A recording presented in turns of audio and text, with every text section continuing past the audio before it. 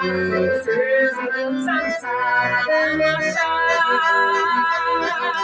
Karıcıdaya vuruldu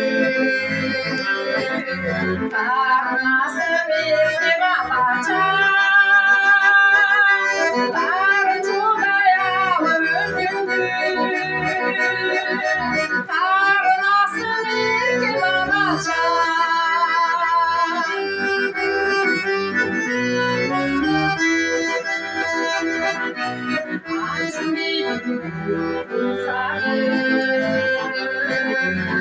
Ayağın çocuğun sayı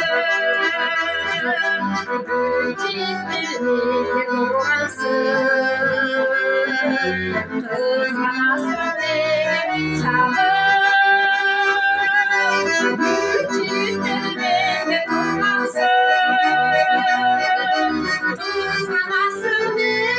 çalır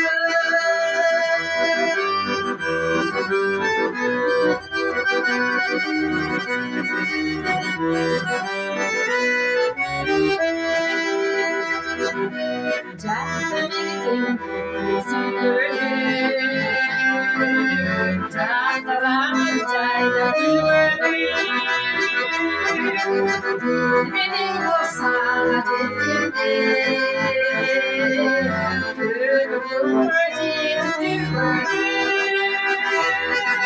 Sevmedim o sadece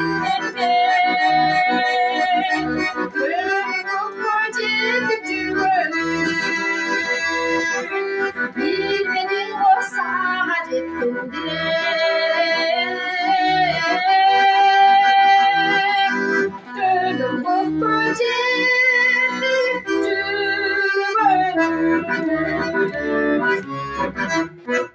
Haydi zaman.